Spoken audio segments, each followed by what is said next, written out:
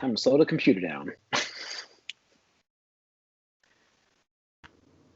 Greetings and welcome, everyone. It's All You Can Geek Moviecast, episode 546. I'm one of your hosts, Jim Gass, joined by Mike Sneedy. What's up? Corey Feinsod. Heyo. And Tony Korkanakis. Hey. Welcome, guys. Welcome, listeners and viewers, to 546. Whew. It was a much less busy day for gaming. Today was my gaming day because it's like I have a lot of free time to game when I got home, and I ended up not gaming at all. I got like just drawn in. I re-upped my Netflix and I got drawn in, and I just binged all of Castlevania, like just straight through, and watched all of season 4 Castlevania. And yeah, so I in the Gamecast I can talk quickly about Streets of Rage 4, but not much to talk about there. But anyways, guys, so I just finished Castlevania season 4. Tony, did you finish that? Yep. Yeah, I absolutely loved this season. And I, Corey, you gonna watch this? I mean, I'm not gonna spoil anything, but I just want to know. I'm trying not to overhype your expectations. I think I'm almost there. Okay, so I didn't like the last episode personally. I didn't like the last half of the last episode. Let me just rephrase that. I just felt like the way they ended the series, I personally disagreed with, which is.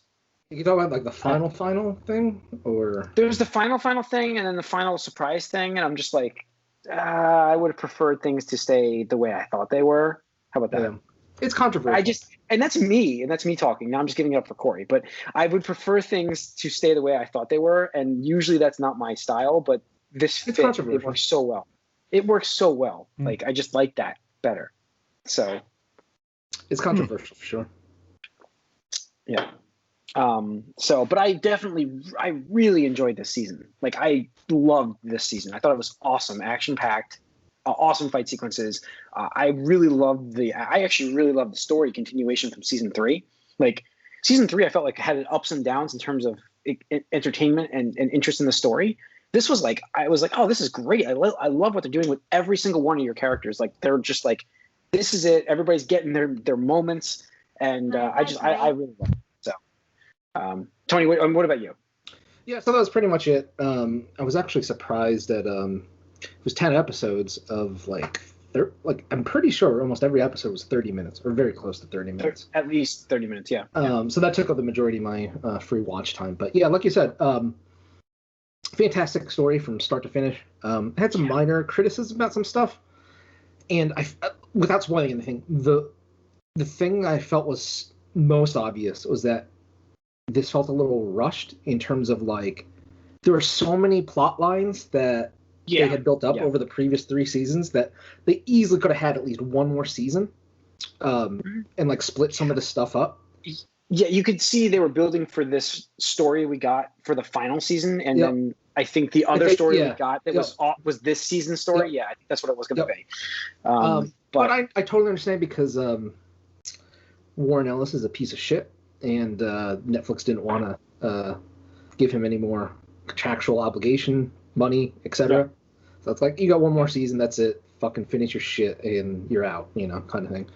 Because from what I've read, Netflix plans to fully move forward with another Castlevania series that will obviously take place in a different either timeline or revolve around another game, because there's at least, a dozen and a half or, so games that they could easily choose from. I would like to continue in this same universe, but time jump. Yeah. And they absolutely could do that. I mean, the Castlevania storyline is literally about lineage and, things from the past and the future and stuff like that. I think that would work so well with this. Yeah. Yeah. It was a little weird because some episodes, like early on, when there's any action, it felt kind of like janky a little bit, or like not as smooth. Did you notice that? Right. But then when episodes 8 and 9, I totally understood why. I was like, all right, episodes 8 and 9, just like it goes through. It goes beyond a 10. It's just like they kick it up. I'm like, there's where all the budget went. Here's where all the budget. I'm trying to like, no story spoilers, but I'm trying to like be vague. But there were moments where somebody is being carried like by their arms, like during an attack, and they were just like straight lines down with no detail on the character whatsoever. I'm just like, that got weird looking. Yep. And then But then the final 2 episodes, you can see why. Yeah, the budget was huge for that stuff. Yeah, but I mean, they really did a fantastic job. Yeah, absolutely. Of what I appreciated was it wasn't just the central 3 characters that got character development and like good plot, good arcs, etc. So looking forward to the next series that they do. Just can't recommend it enough. Yeah. Other than that, I didn't watch anything else. I really thought The Army of the Dead was out already, but comes out Friday. So I'll be watching that on Netflix. That's the other reason why they got me. They got me here. I'm like, as soon as Castlevania came out, I was like, okay, I'm re-upping again. And then I'm like, I timed it so that I thought that this was going to take me a couple days to just kind of flip through, you know? And then I just started it today on my lunch break. I started it. And then when I got home, I'm like, I guess I'm not playing video games. And I just kept watching it. Nice. So, yeah. Did you watch any Love, Death, and Robots, Jim? No, I didn't yet. I mean, I literally just up today, so I want to see what's going on with all that stuff. Jupiter Ascending, I heard that's boring. Is it Jupiter Ascending? Jupiter, it's okay. Jupiter's Legacy or something. Legacy, that's it. Ascending's the shitty movie. That's right. So it's all right. I mean, it's not terrible. It was interesting. It's just there's so many. It's just like another one of these boys type of things. Yeah, I mean, I'm okay with that though. I like The Boys, and I would watch that if it's. Like I said, they do a little bit of a different time stuff, and I thought that the past was way more interesting than the current timeline. Okay. All right, Tony, did you watch anything else that was majority of your time? That was it. That was all my movie show time. Corey? I watched Tenet, and man, that movie is a piece of shit. Oh, really? Wow. Wow. Good. It was hard. It was hard to watch that movie, actually. Wow. You're a Nolan fan. I mean, dude, Inception's one of the greatest movies of the decade, right? We rated it pretty highly. And obviously Dark Knight and the whole, Batman trilogy as a whole is great. And most of the stuff that he does. And I thought the idea of Tenet was fantastic, and that trailer, which is essentially the beginning of the movie with the opera house or whatever, that was awesome moment. But you have no idea what is going on half the time. Like, it just moves from one thing to the next thing. It doesn't. There's a moment where they're setting up this like heist, and then you don't even know if that happens. Like, did it happen? What's going on here? And then the person's like, "Oh, is it taken care of?" And the guy's like, "Oh, you don't worry. You don't have to worry about it anymore." It's like, "Oh, but what did you do it?" And like, I don't know as the viewer. So it was so weird. It's just a weird movie that I can't recommend at all. That's unfortunate. That's super unfortunate. This is my opinion, but I was just like, wow. Like, I was expecting at least something interesting that would capture my attention, but I was bored. I was just bored throughout the movie. Like, I was just like, this is a 2.5 hour movie. I'm like, it's a long clock. One, When is this over? When is this over? Is what I was like doing when I was watching it. So that's not a good sign for a film. No, definitely not. All right. Anything else? That's it. That's the only thing notable, really. Yeah. Yeah. All right, Mike. I didn't really watch anything. Mike, Nothing. You have to check out. According to Matt, you have to check out Superman and Lois. Is that the one? That's the new Superman show. Yeah. That's the one with the new Superman character. The thing I know, I've been lapsed on all that CW stuff just because it got stupid and I didn't care anymore. This is its own thing, but yes. I know it's its own thing, and it kind of makes no sense because I know that they have kids and they're teenagers, except everyone looks the same as they did back, in their Supergirl cameos. So I don't understand it. I mean, maybe Superman doesn't age. He's always going to look about 28 years old forever, but I don't know. It's weird, but if he likes it, maybe I'll... He said it was good. It kind of channels a little Smallville mixed with like Lois and Clark. Lois and Clark. See, it's funny for me at my age. Lois and Clark was like my first regular exposure to Superman. Like, that was Dean Cain was my Superman to a certain extent. I grew up with that too, so yeah, I understand. Which is it's funny because I haven't looked back too much on those, but I'm sure they've aged terribly. Yes. Yes. But most likely. We'll see, but yeah, maybe. I don't, what like streaming thing is that all like backed up on? That's CW. I don't know if it's on anything else. You can watch it for free on the CW app. They always have it on there. So yes, yeah, we'll see. But no, I'm not watching anything right now. Yeah. All right, guys. Let's move into the news. Let's see let me open the news here. Here we go. Okay. So I think the coolest thing that happened this week is that this What If Marvels thing, the Marvel TV show coming to Plus got release time frame for it, which this is like that animated adventure for them to give you the alternate stories about like if this happened differently, what it would look like for those wondering. Obviously, a animated adaptation of those comics that they did all the time. Yeah, which is cool, and I think we're going to get some awesome stories, and I think we're getting like this is where we're going to get Robert Downey Jr. reprising voice roles. I think we're going to get that kind of like voice acting wise. But how much is he going to charge for that? I'm sure it's not much as a voice role, but let's see. It should release sometime in August for those wondering. So that'll look like an August release. So the next big thing obviously is Loki from them. That's what their next thing is. Black Widow is July, right? Yeah. And then we'll have What If, I guess. So What If Black Widow is July? Shang-Chi, I'm so psyched for that. Like, I don't know why. I hope I'm not overhyping myself for this. But I even read more about like the action sequences in that movie are like grander than anything they've done in any Marvel movie, which I'm like, that's a bold claim. So I want to see this kind of stuff. I don't know. I'm just so psyched for that movie. Yeah, it's crazy because I was so hyped for a certain Netflix show that was god awful and it just like turned me off of like being hyped for some stuff now. The movie that shall not be named. It's a martial arts Marvel movie that was terrible. Yes, it's Marvel show. But this is like so much more. There's so much more like of a promise here, and like what we've seen so far has been really cool. It's just making me like, I don't want to get too hyped for something that's just gonna let me down. You know what's crazy? Like, if we were gonna be doing most anticipated right now, that's my most anticipated right now. Like, I can't wait to see this movie. Like, I'm psyched to watch this. Spider-Man.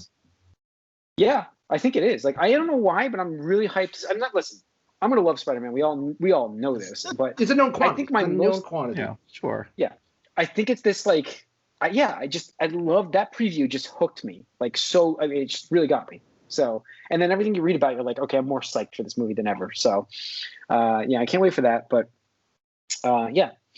So, did you guys see the next two things we have are one's the AT&T Time Warner dump.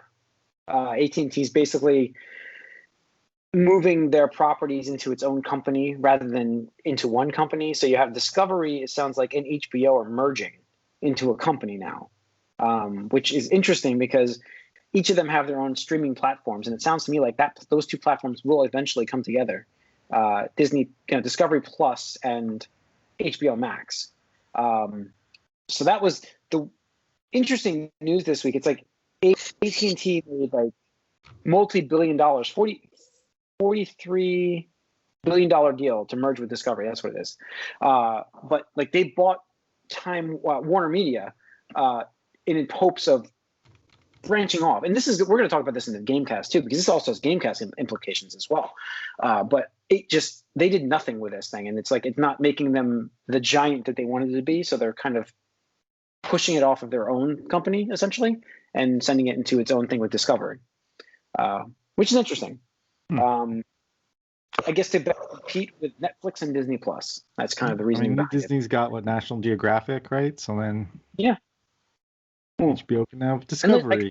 Then, I'm because Verizon actually. Thanks to Verizon, I got a free subscription to Discovery Plus, which I would have upped for anyways because I watch. With my household here, we watch a lot of Animal Planet. I love watching Josh Gates stuff. His shows are great with this Josh Gates Tonight and Destination Truth. Wait, is that the right one? No. Expedition Unknown he's on now. But I watched him on Destination Truth, and then he moved to this. So I enjoy Discovery shows anyways.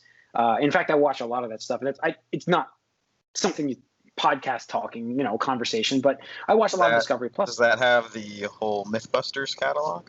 Yeah, MythBusters is on there. Bear Grylls is on there. I mean, there's a lot of Discovery Plus is a great. It's like $5 a month. It's super cheap. It's $4.99 with the ad stuff, but it's like it's totally like it's a great value. It's their entire catalog with travel, with I don't know, but yeah, it's. I watched even like the Guy Fieri grocery games. I love watching that. That's like something you put on TV to go to sleep to. It's like perfect. So I don't know. This whole thing is weird though for AT&T. Yeah, I don't know. So it's just basically undoing their acquisition of Time Warner, essentially, which is weird. It's like I said, it's going to more affect the gaming industry than it's going to affect the movie industry, which we'll get to in the Gamecast. But it's interesting. Yeah, I really can't wrap my head around what any of it means, since I know things are being cut in half and put back together in weird ways that seems, it seems like it's a bunch of high-level stuff that may or may not affect everything else. It's hard to tell at this point. Yeah, I mean, it's a matter of what is it going to affect in terms of the movies or something like that, if there's going to be different dropped ideas and stuff like that. So DC contract, I wonder if that's going to work. We wonder where that's going to go. So the other interesting thing that happened this week was Disney going on record about their new release idea for movie theaters. So the new window now is no longer, I think it was 90 days originally in the theaters, 90 days before it came out at all on any sort of home video. And now it's down. They're cutting that in half themselves. They're doing a 45-day launch window now for movie theater stuff. And they're planning on doing this going forward right now. Not even like, return to normal. They want to do a 45-day window, exclusive theater stuff, and then it's going to Disney Plus so you can see their content there. They just had their earnings, and that they missed a lot on subscribers and what they anticipated on the Disney Plus side. So I think this is probably a move to try to get some of those subscribers in the door there. I mean, listen, can you think of like just Black Widow will be out on Disney Plus by September. Middle of August, actually. Middle of August. So, it's weird. Like, the thing for Disney Plus that I think I don't know how much it hurts them, but I have zero interest in buying their Blu-rays now. Like, their even their digital content. Like, I'm the kind of collect their Steelbooks. Yeah. Unless you really want, like, the 4K, right? Or is Disney Plus streaming in 4K? No, they stream in 4K. So there's like there's no point. There's no. I mean, well, the only thing is you don't know how long, things will move here and there. Even if they're own stuff, like sometimes people get. Disney has not done that so far. I understand when they don't. Mike's comment about reminds you about the Vault stuff they used to pull. Remember? Yeah, sure. If they do that, if they do that, then that's absolutely like fucking scummy. Well, I mean, isn't the animated Spider-Man series not on there anymore? Like that left. Like stuff comes and goes. That was back. Yeah, you're right. No, but that's not their own property. Like their own properties, like the Marvel movies, the Star Wars movies, the stuff they own is not leaving. So, like, I guess the only reason why you would buy stuff now on the disc would be to collect it. If you're like for me, like I want to own my Star Wars movies, I'll buy Star Wars. Or if you have bad streaming internet. Yeah, I mean, I don't have the fastest internet here, although that might change. So, I'm in negotiations with Optimum. So, yeah. Maybe. Not. Yeah, I don't know what I want to do yet with this. I just hate cable. I hate cable. The only reason why I want cable is sports. You guys know, like, I'm not trying to go on a tangent here. We're talking about this exclusive window thing. It's always been the thing. Yeah, I know. But there is no capability yet for internet streaming services to reduce the TV delay by less than 30 seconds. So, like, sports, the New Year's stuff. Like, my brother mentioned, like, he was watching the New Year's ball drop on his stream. And it's 30 seconds like 30 behind. Seconds. That's because back in the day, apparently some newscaster shot himself on live television. So, thanks for that, dude. But I know. I'm just saying that you watch. Watching sports, it's like it's not good to have streaming internet because you're missing the live action of it, and you see it on Twitter or you get an update on your phone, something happened, you're like, kind of takes the excitement out of it. I mean, that didn't change things from last night when the guy got hit in the face, because the app only tells you hit by pitch, doesn't tell you somebody got their face slammed in by a baseball. But again, yeah, it's still crazy. Like, I mean, it's still like, I don't know. I'm a sports fan, so it's like football, baseball. I just like to watch that stuff live, and that's the only reason why cable could still get me, is because there's no technology that exists for internet streaming to get that lag down to 5 seconds, 10 seconds. It's at least 30 seconds, and that's Fubo has the best technology for this. The rest of them are usually a bit higher than that, about a minute at the latest, some of them. So I really would like to see that improve, especially because everybody's trying to cut that cord. And, it's just something. I understand your point, Tony. Like, sometimes you want a delay, and that's up to the networks. If you're running like news broadcasts, that's fine, but like you should be able to control that more with the broadcast stream, not the stream coming to somebody's TV, like actual, like from the. I mean, usually there's company. Like a 7-second delay, regardless. Mm-hmm. Just from everybody though. Everybody. I mean, after Janet Jackson and Justin Timberlake. Yeah. Mm-hmm. So I don't know, but back to the release window thing. So what do you guys think? 45 days. Is it good enough for theaters? Is that going to kill a lot of high box offices? I mean, it's not going to be the same anymore. Like, it's new ways. Of course, it's saying things will never be the same. Yeah. No, I know it goes with it more. It's just a matter of like. I mean, you gotta roll with it though. You gotta. You don't get much anyway after those 45 days. I think it was kind of. I mean, it's rare, right? You had Black Panther had a huge run. Right, it was making money, but that's 1 out of 1,000. It's like right. It doesn't happen. Most of the movies are gonna make 80% of their budget, 90% of the budget in the first month. So yeah, but now knowing now that the movie will come out 45 days later, like, do I really want to see this now, or just wait 45 days? Well, again, it's like one of those things where like Kong versus Godzilla was cool, but that's a movie I would have liked to have seen in the theater. And the Demon Slayer film, like, I was so happy to see that in the theater because, as Tony said, like, it was not the same on the small screen. So there is a aspect of being an event, of being like on that big screen to enjoy, with other people like that. Like you said, the other one you said was what was the 3 movie you loved with Cedric? Oh yeah. Shoot, what was that called? The space one. I know what you're talking about. Yeah, I can't think of it now because I'm trying to. Oh my god! And I watched it, and I enjoyed it, but I'm like, I was not blown away like you were, because you watched it in like a IMAX theater, and it's just a different impact. Like I'm like, it's fine, but you were like, oh, it's amazing, and I'm like, it was the best 3D experience I've had since Avatar. So. Yeah, and watching it at home, like, I had 3D, but I'm like, it's not the same experience on a 55-inch TV. It's just not. So, and I knew that too. Like, that kind of like Pacific Rim. That's a perfect one too. Pacific Rim's another like perfect movie where it's like that was way better in the theaters than when you watch it at home. Way better. Still a good movie, but it's not the same. Yeah. So. It's also the whole thing like where we talk about it with video games though too. Like, if people waited like 3 months for some of these things, they don't have to pay like $65, but they do, because they want it right away as soon as it's available. So that month and a half is going to matter to a lot of people, especially if they're anticipating the movie. No, I know. And like, I'm going to go see it too. And it's just a matter of like, in the theaters, you get that, plus the theater experience is still good to have, but will it reduce the amount I see? I mean, the problem right now is COVID's reducing the amount I'd see. You know what I mean? So it's like, I don't know. I just don't know how soon we're going to see $1 billion movie. I figured one of these Marvel movies would pull it out, but not like this. It's not going to happen with this kind of a window. I don't think this window's going to hurt that. I don't think if this window stays like 5 years, 10 years from now, I don't think the window is going to hurt that.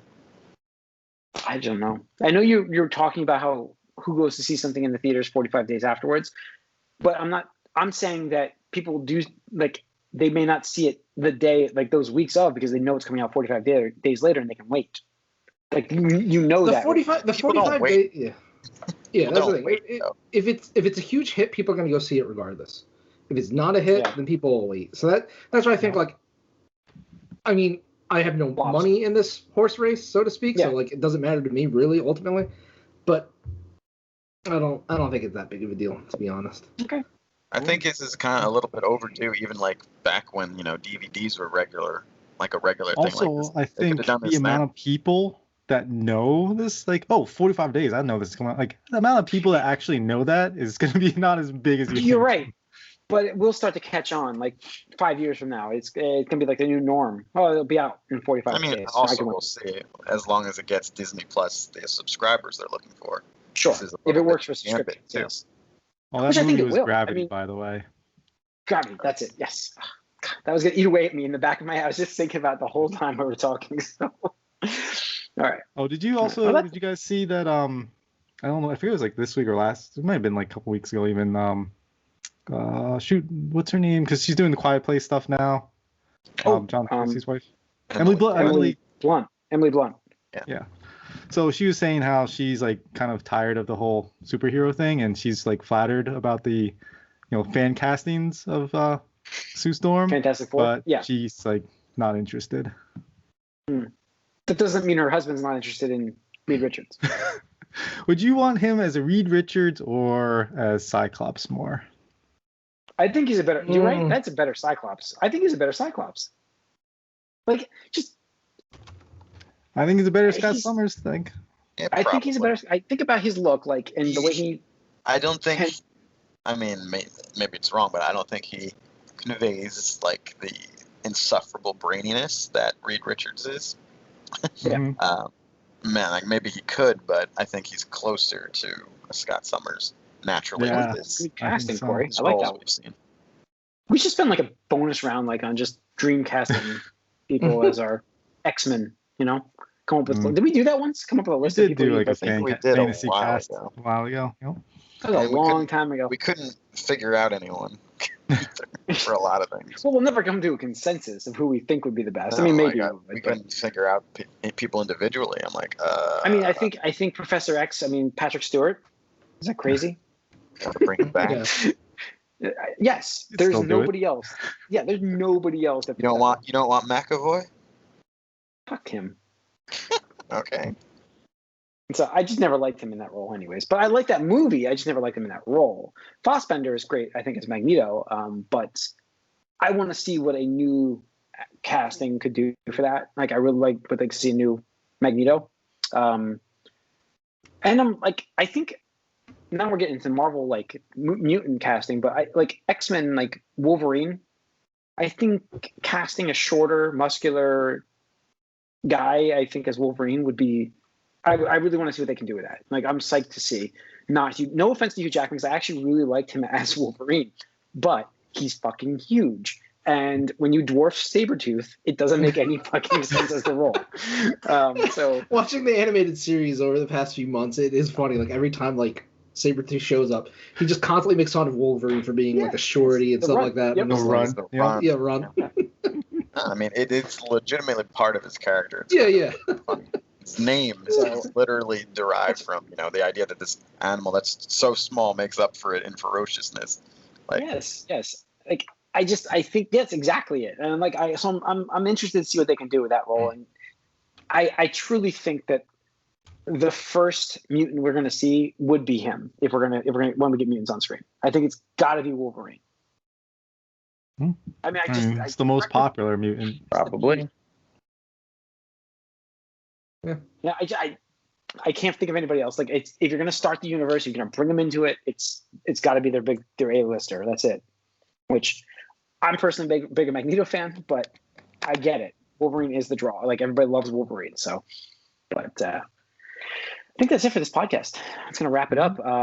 You can write us allyoucangeek@gmail.com. Follow us on Twitter. If you're watching us on YouTube, hit that subscribe and like button. We appreciate it, guys. It helps us out. Leave a comment too. We will respond, and thanks for watching. Tune into the Gamecasts. We're going to discuss this bonus round idea. I think we should do this, but we'll discuss it later. Thanks for tuning in, guys. We'll see you guys soon.